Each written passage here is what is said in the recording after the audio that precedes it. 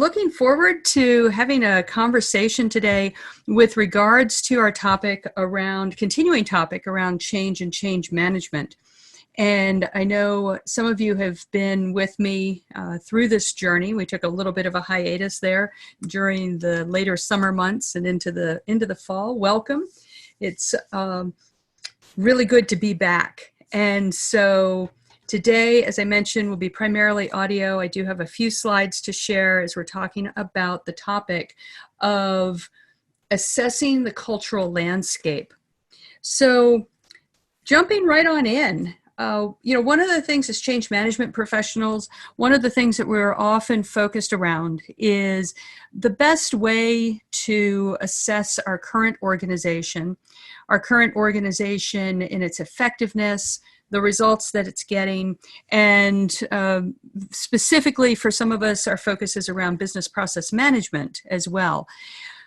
But today, I'm going to focus primarily on the cultural aspects of our organization and some of the things that we can do to assess the effectiveness of the culture.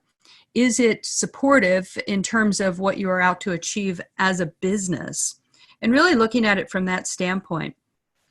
In prior sessions, we've talked a little bit about the different cultures that can exist in an organization, and often those can be defined by or heavily influenced by, of course, the organization structure, the industry that we're in, as well as the context of the business itself and what the strategy is, what you're out to achieve as a business. And so over the course of the years, we've seen many different approaches and styles. We've seen organizations who are aligned around accountability and really driving a culture of accountability. We've seen organizations that are driven very much from the standpoint of hierarchical, top-down, directive, if you will. And none of those cultures are good or bad, right? What we're really aiming for is the environment such that people know what they're focused on, how they're contributing to what the business is about, what the organization is about, for a nonprofit, what our mission is about. Do the people in the organization know what their focus is, what their contribution is towards that? And to what degree are they engaged with that? And so in many respects, the type of organization and the effectiveness of the culture really does come down to a measurement of engagement. And from that perspective, we'll start looking at a couple of approaches here. So for those of you who are joining us for the first time, this is something that we call a snap webinar. It's a very quick, 20 to 30 minutes in duration. We cover off on particular topics, and this is one of a series of sessions that are in this space of culture management, culture, the landscape, and change management as an HR professional and as a business process management professional. A continuous improvement professional, if you will. And so from that standpoint, our snap webinars, we're going to hit a couple of topics here real quick. I hope that you take away some pieces that you'll find beneficial. We will also today, in today's particular topic, I'm going to go back and revisit a few models that may be familiar to you, and we'll put this in the context of assessing the culture landscape and then actually ways to shift the culture landscape. So first of all, around the element of ways to accurately measure culture. So I'm sure many of you have been involved in surveys. It's kind of our go-to. Let's survey the organization and let's get a sense of what people are thinking or what people are saying. Now, there's a fallacy in that. And don't get me wrong, I am an advocate of surveys and doing measurements like that. However, there's a fallacy when they are done in a vacuum, so to speak. And let me peel it back a little bit here on what I'm talking about. The surveys and survey methodologies, unfortunately, when we do employee engagement surveys or employee satisfaction surveys, in particular when we do them in-house, they are not the rigorous types of surveys that you've come to expect or have used often, I'm sure, as it relates to things like Myers-Briggs, for example, or those types of measurements that are valid and they're reliable and they've been tested as such. And so often what happens is that I've seen is that we will create a survey very quickly. We'll create it on the fly. We will create questions around that, and we will go straight at asking the specific.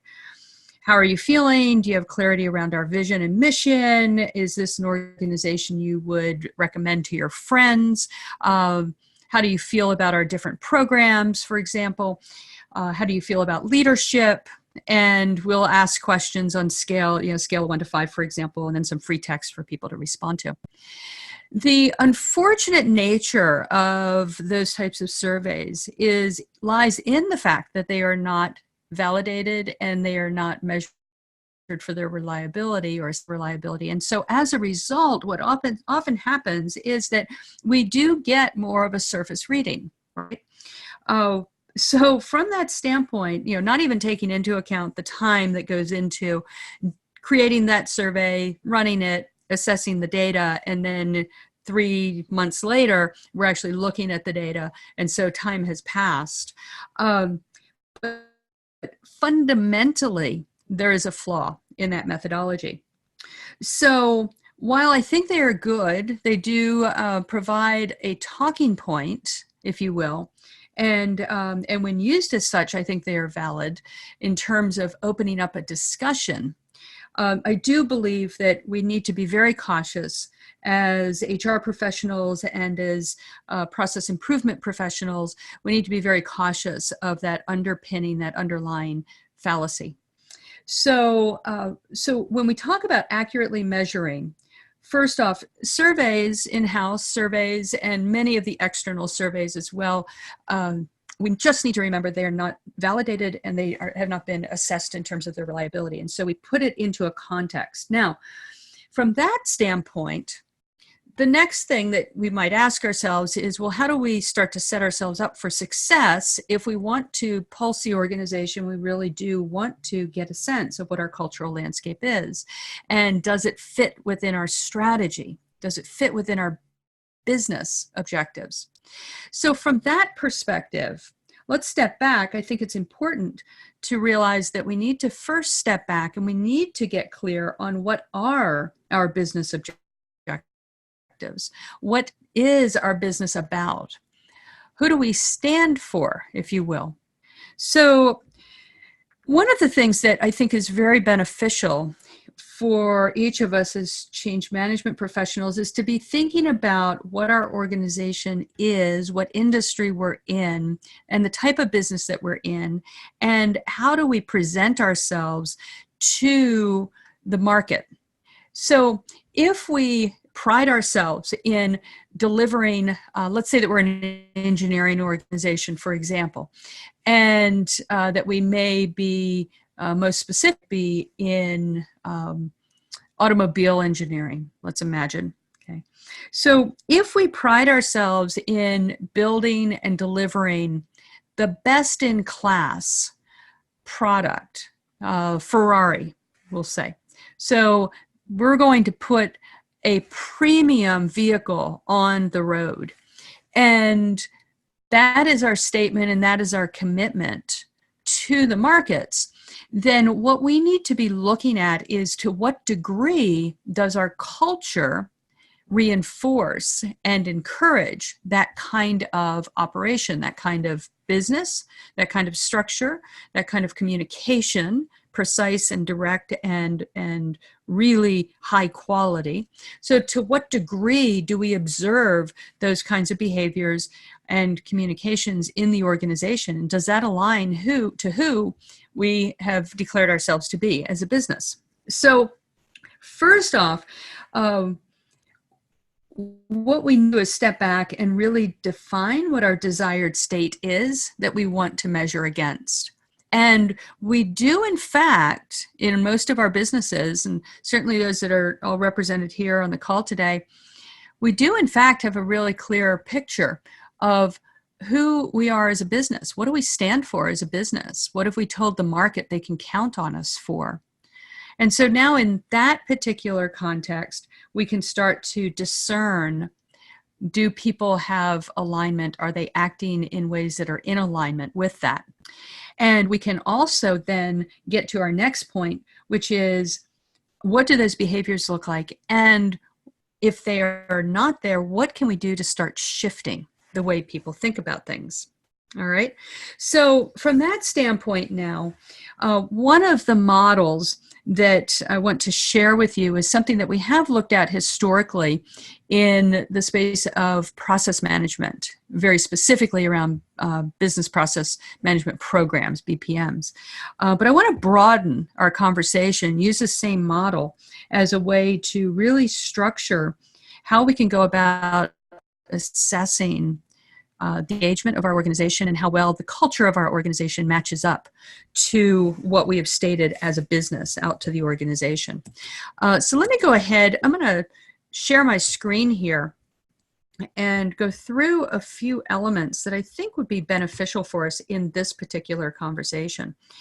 And from that perspective, as we're going through this, what I'm hoping that you'll also be able to take away again are a few of the tools that will just really help to kind of frame your internal conversation. Okay, so let's go ahead and just share this. All right, so in the context of our culture change and kind of assessing where we are as an organization, thinking about how we can really accurately measure where we are as an organization. What my premise is that first we need to step back and we need to really make a determination. What does goodness look like in our particular culture? And I'm setting to the side those elements that are obviously very disruptive in a culture. For example, things like passive-aggressive behavior, for example, bullying, those really extreme cases. All of that aside, our conversation today is really focused around the subtleties of a culture and what it looks like, what the success factors are, some of the things that we want to be going for. So from that standpoint, we're going to go back and we're going to visit these 7 critical success factors, and we're going to put it in the context of organization maturity. So organization maturity is a direct indication of how solid and consistent and well aligned the culture of the organization is to the business objectives. So we can go through and we can use these 7 and really start to assess ourselves as a business. All right. So watch how this starts to lay out for us. So first of all, every successful business that has, or successful nonprofit that has a very well-aligned culture absolutely has strong leadership. So the leadership of the organization is setting the tone. We've heard this before. The way that the organization aligns will be in direct response to the leadership. And the leadership in this particular case is obviously is the CEO from where we're starting. And most importantly is going to be his or her direct staff, the executive team. All right. So in an ideal world, there's consistency at the CEO level. If you look at your CEO's behaviors and you start to cascade down throughout the business, you can start to see where breakdowns may occur. For example, when we're looking at the executive team, if we have a CEO that is dedicated to precise and accurate communication, very present, going back to our example of Ferrari, very present in the moment and engaged in the business and proud of the business, if you will, then we want to see that reflected and mirrored on the executive team. When that is reflected on the executive team, it will immediately start to cascade down into the organization.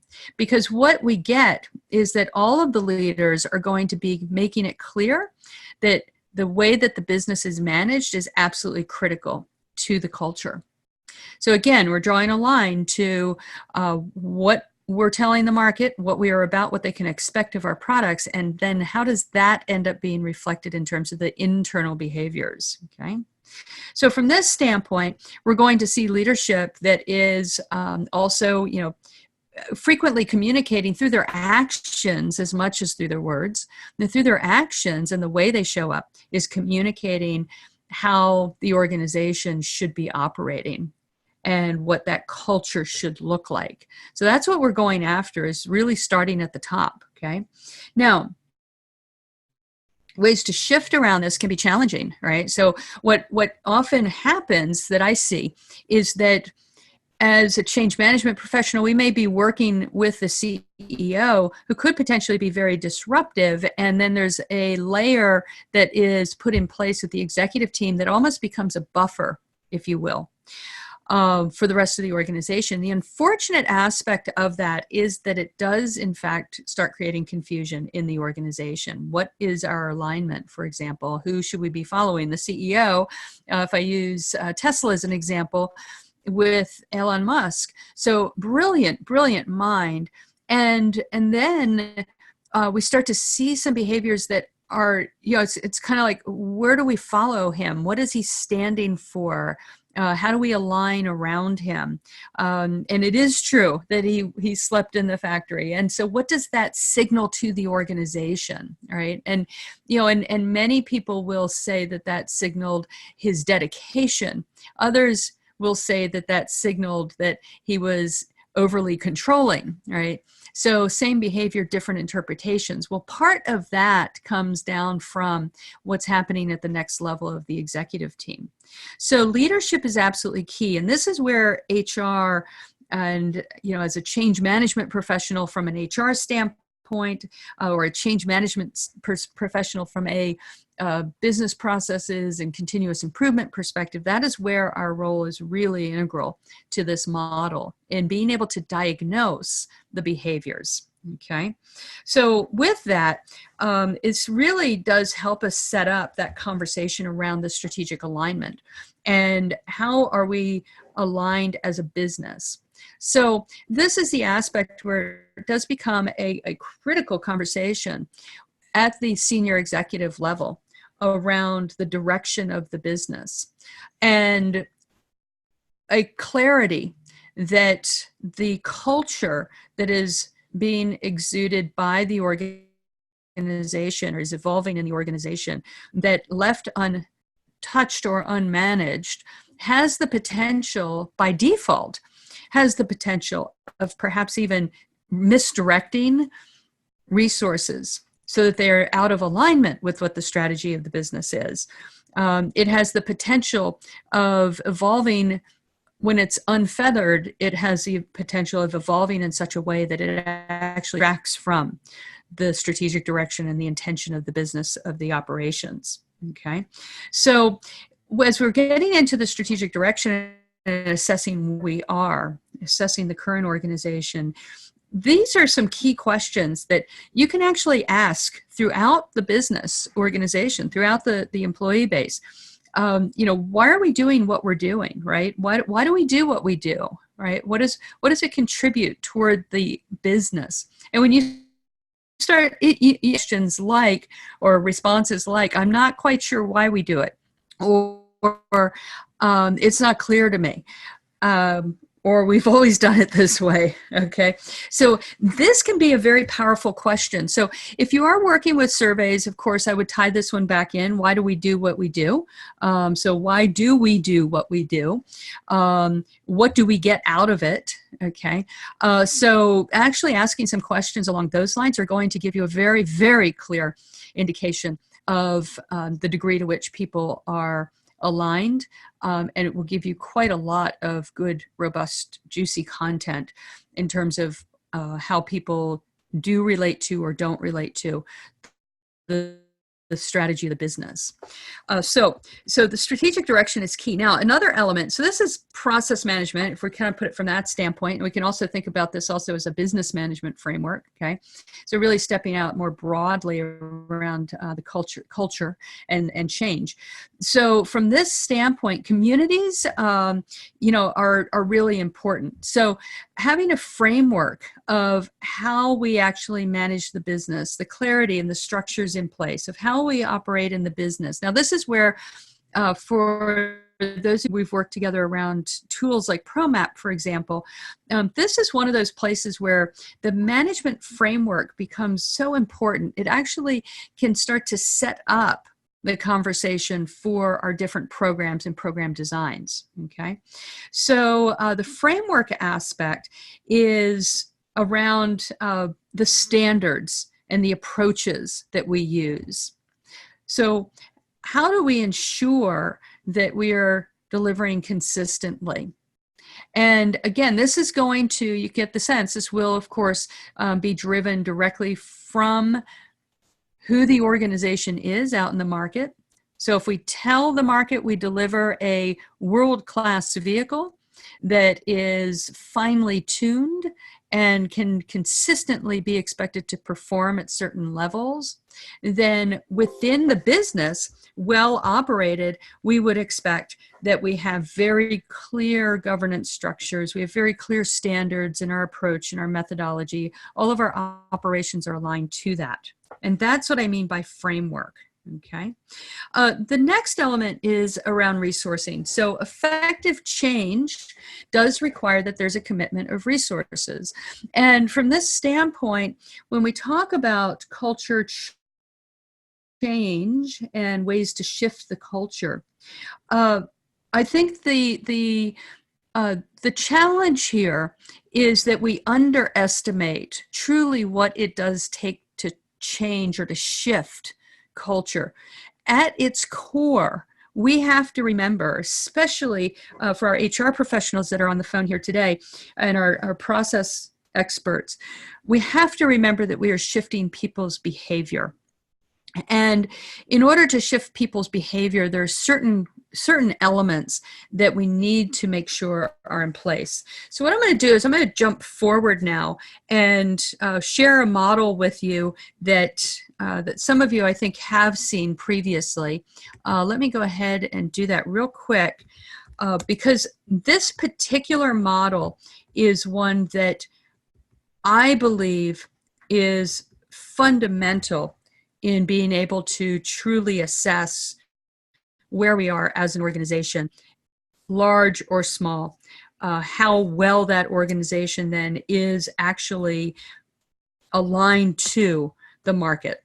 And so with that, let's go ahead and take a quick look at this model here. So some of you have seen this before as we've worked with our process management tool set.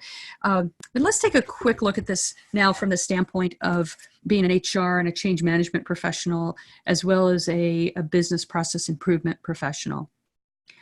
See, if I step back and really reflect on that, human resources, we have that responsibility for affecting the organization, affecting the culture across the entire organization. And we are also actively involved from a program standpoint. The programs that we put in place and should be all designed really to align to and pull the business toward the type of culture that we're wanting to create.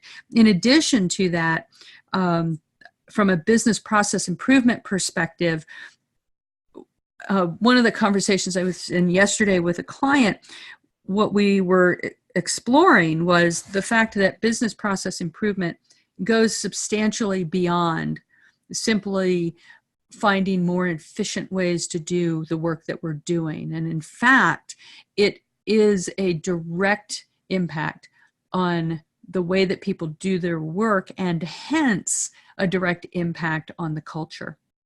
So with that in mind and thinking about this from a change management standpoint again, now as we're assessing the culture and also ways to shift the culture is how we're looking at this now. So to recap how this model works, again, when we are out to get serious change, truly shift an organization, shift a culture, when we're out to get that, one of the things that we truly need to be cognizant of is that we need to have clarity of our vision.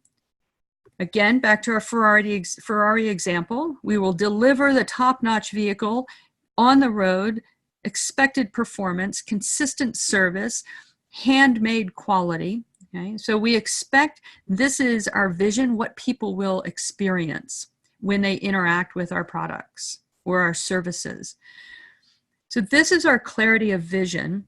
We have clarity of vision around how individuals align to that. And in that alignment, how employees align to that, we address skills. So we ensure that people have the skills or they're trained up to the skill set in order to accomplish what they're out to accomplish. You would not want me being a mechanic on a Ferrari, for example. Okay, I could wear the white gloves, but you would not want me shifting anything. In addition to that, we've given them substantial incentive, meaning that there is a very strong why. There's a much bigger pull. There's a bigger vision. It's something that they want to contribute to in the world. Incentive, remember, does not necessarily mean pay. All right. There's incentive in terms of, it doesn't necessarily mean compensation. There's incentive in the sense of there is a reward. Okay. There is access to resource. So resources in this case may be their own time, an employee's own time. It may be access to additional resources to supplement the time. Okay. And there is clarity on the action plan. So this piece here is very often where organizations will fail, both in terms of program as well as in terms of culture. The action plan to actually get ourselves there. How are we going to shift or align the culture toward what we are looking for? And again, going back to what we talked about this morning or a little bit earlier, what we are aligning our culture to is what the organization is standing for. Okay, so again, there are no right or wrong cultures. There are effective, well-resourced, if you will. So there are effective cultures and there are ineffective cultures. There are cultures that work and there are cultures that don't work. And the definition of that is the culture aligned to what this business stands for, what this business is out to create, what the organization, why the organization exists. Okay, so action planning is more often than not is where things will fall down. Now, again, using this model, we can assess the organization culture based on these very simple measurements here. And you will be able to do this very effectively simply by talking to people. Simply by talking, observing, see what kinds of conversations come up in the organization, see where people's frustrations might be, anxieties might be, confusion, lack of clarity, slow movement. Slow movement, gradual change often shows up in slow decision making. Okay, a little bit of it, there's not an incentive to make a change quickly. Okay, so this is your assessment measure here. All right, and where you can go out and you can, in your conversations with people and in any tool that you use, again, coming back to our conversation earlier about surveys, if you build surveys and ask questions like, why are we doing what we're doing? Why do we do what we do? All right. That's a great question to reinforce around the confusion element and to assess for that confusion element. Why do we do what we do? Okay. What are your thoughts about how we're doing things? Find out what people say.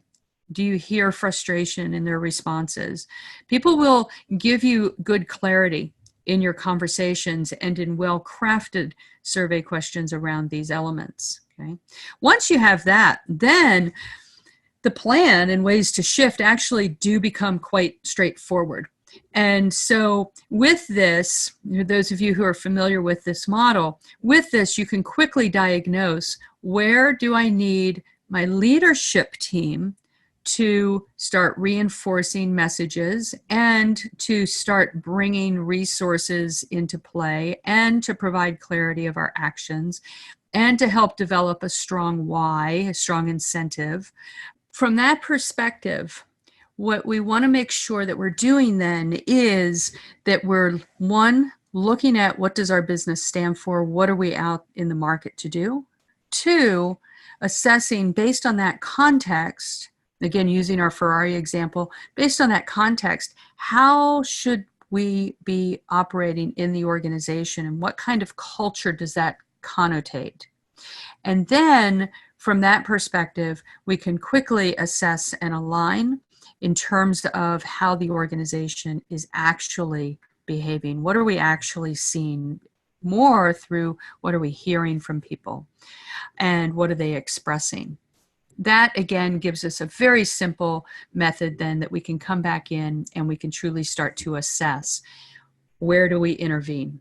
And we can absolutely at that point turn to our leadership and have them involved in the conversation to help fill in these particular gaps. All right, so my name's Diana Willis. I appreciate your flexibility today, obviously with some of the computer technology challenges that we had. I'm looking forward to next week and our time together, or let me take that back. I'm looking forward to the week after next. We've got a holiday coming up. And so I look forward to being with you together on that one. Thanks again for your flexibility, and we will talk very soon. Take care now.